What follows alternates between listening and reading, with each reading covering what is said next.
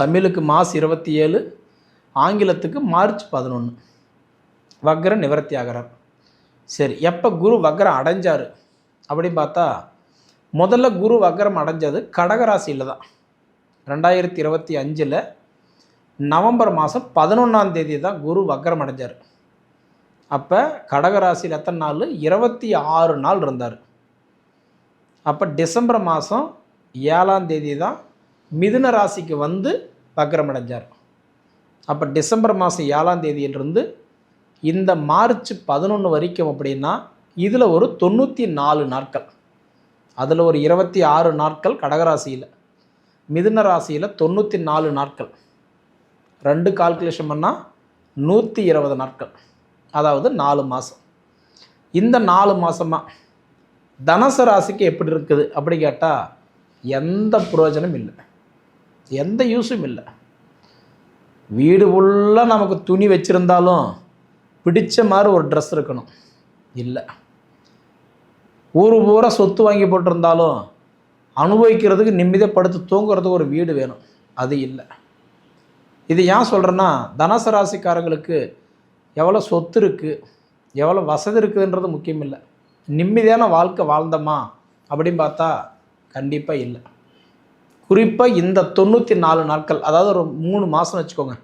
December மாதம் 7 உங்கள் நிலமை கிணத்துல போட்ட ஒரு கல் மாதிரி தான்.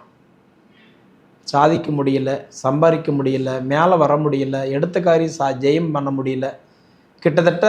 ஆனால் தனுசு ராசிக்கு தான் இப்போ நேரமே சூப்பராக இருக்குது.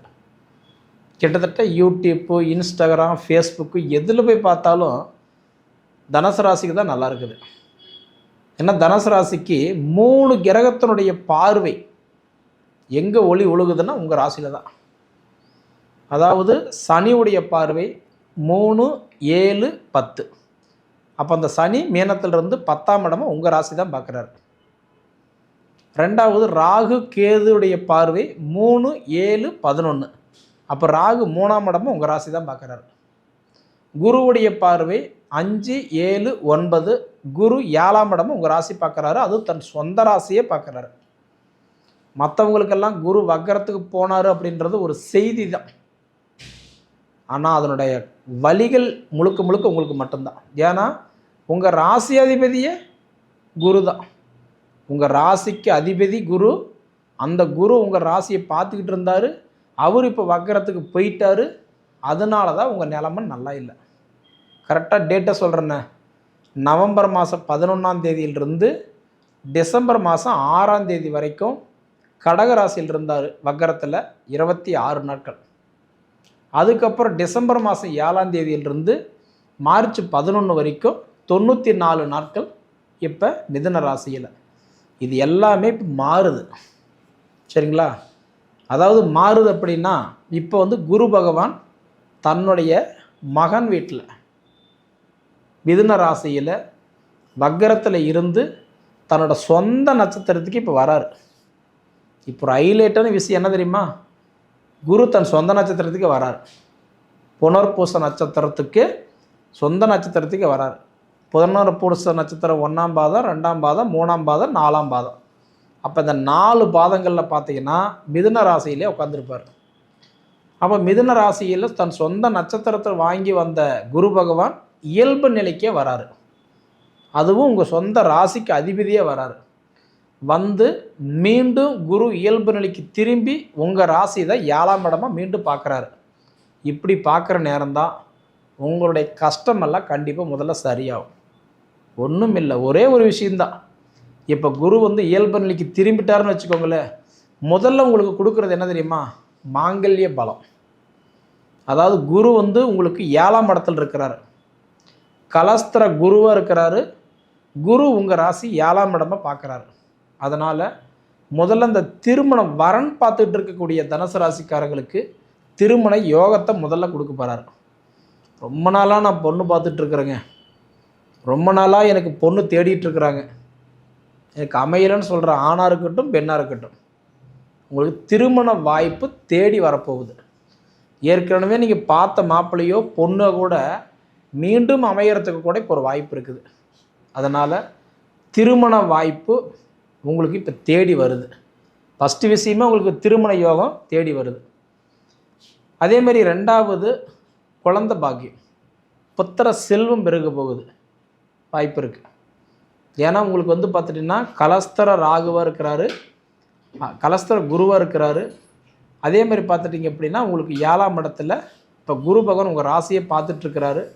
அதனால் எப்படி பார்த்தாலும் எனக்கு தெரிஞ்சு முதல் வாய்ப்பு திருமண தடைகள் விலகிறது, காதல் விவகாரம் பிரச்சனைலாம் தீர்றது. இப்போ வந்து ஒருதலை பட்சமாக இருந்து அதனால் கோர்ட்டு போலீஸ் பஞ்சாயத்து அவமானங்கள் அனுபவிச்சிருந்தாலும், ஒருதலை பட்சமாக நான் லவ் பண்ணிகிட்ருக்கிறேன்னு சொன்னாலும், இது எல்லாமே ஓரளவுக்கு உங்கள் ஜாதகம் நல்லா இருந்தால் கண்டிப்பாக அந்த நடக்கிற பிராத்தம் இருந்ததுன்னா கண்டிப்பாக இப்போ நடக்கும். முதல்ல உங்களுக்கு வந்து கலஸ்தர குருவாக இருக்கிறதுனால 7ஆம் இடமா குரு உங்கள் ராசி பார்க்கறதுனால திருமணம் சம்மந்தப்பட்ட கேள்விகள் நல்லாயிருக்கும்.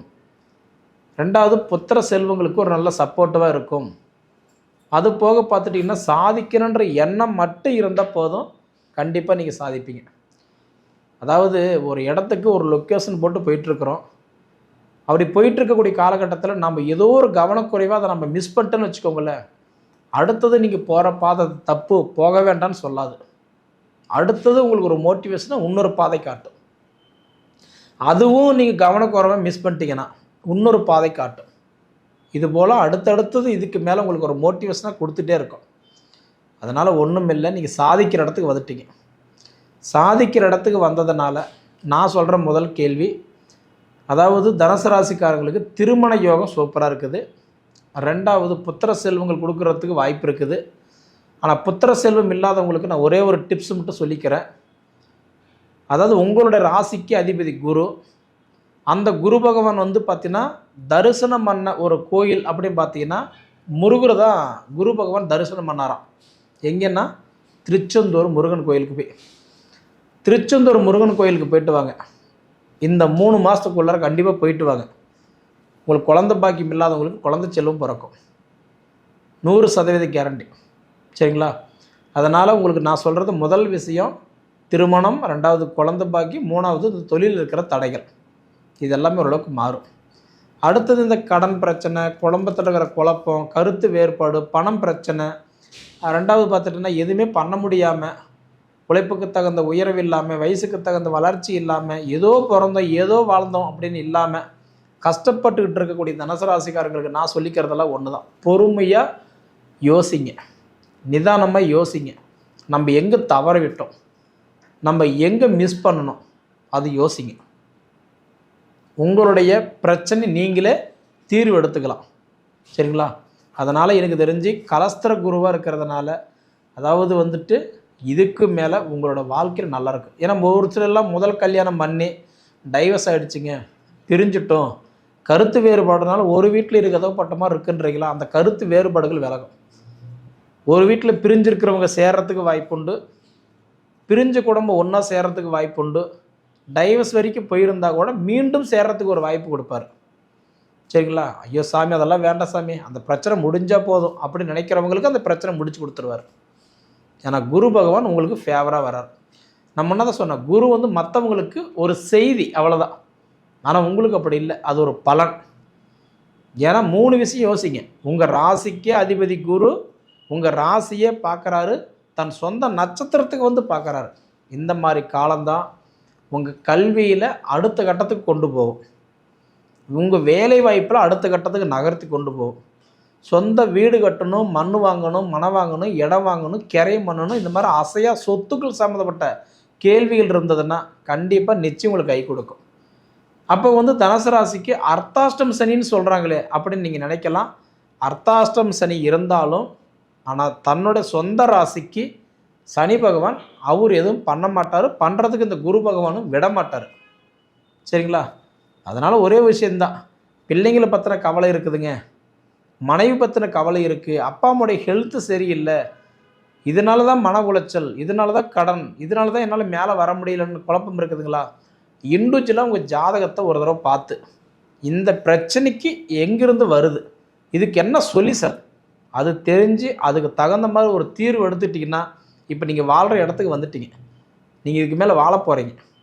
அதனால் சொந்த வீட்டில் உட்கார்ற பிராத்தமும் இதுக்கு மேலே உங்களுக்கு கிடைக்கும், இடம் அப்பா அம்மா சொத்து கிடைக்குமா, பிரித்து கொடுப்பாங்களா, அக்கா தங்கச்சி கையெழுத்து கொட்டு கொடுப்பாங்களா, அண்ணன் தம்பி சம்மதிப்பாங்களா, இதுக்கெல்லாம் அந்த பிரச்சனையெல்லாம் விலகிறதுக்கு ஒரு வாய்ப்பு உண்டு.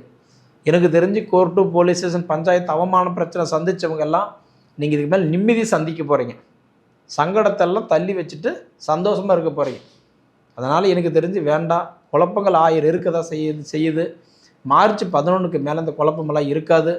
எனக்கு தெரிஞ்சு நீங்கள் சொந்தமாக பிஸ்னஸ் ஆரம்பிக்க போகிறீங்க, தொழில் ஆரம்பிக்க போகிறீங்க. ஆரம்பித்த தொழில் நல்லா தான் போகும். தொழிலில் 1000 கருத்து வேறுபாடு இருந்தாலும் இதுக்கு மேலே அந்த பிரச்சனை இருக்காது. சரிங்களா? உங்கள்கிட்ட வேலை செஞ்சவங்கெல்லாம் அவங்க முதலாளியே, நீங்கள் லேபர் மாதிரி தான் இது வரைக்கும் இருந்திருப்பீங்க. இதுக்கு மேலே கண்டிப்பாக உங்களோட வேலை வாய்ப்புகள் ரொம்ப பிரகாசமாக இருக்க போகுது. பொறுமையாக ஹேண்டில் பண்ணுங்கள். ஒரு விஷயத்தை செய்யலாம்னு நினச்சிங்கன்னா ஒரு தடவை உங்கள் ஜாதகத்தை பார்த்துட்டு இது எப்போ பண்ணலாம், இது எப்படி பண்ணலாம், யார் பேரில் பண்ணலாம், எப்படி செஞ்சால் நல்லா இருக்குன்றது ஒரு தடவை பார்த்துக்கிட்டு ஆரம்பிங்க. நிச்சயமாக உங்கள் வீட்டில் சுபகாரியம் கூடி விரைவில் நடக்கும். சரிங்களா? அனுபவித்து பார்த்து சொல்லுங்கள். சரி நேயர்களே, உங்கள் பொன்னான நேரத்தை ஒதுக்கி இவ்வளவு நேரம் என்னுடைய காணொலியை நீங்கள் முழுமையாக பார்த்ததுக்கு மனசிலிருந்து கேட்டுக்கிறேனுங்க. நன்றி.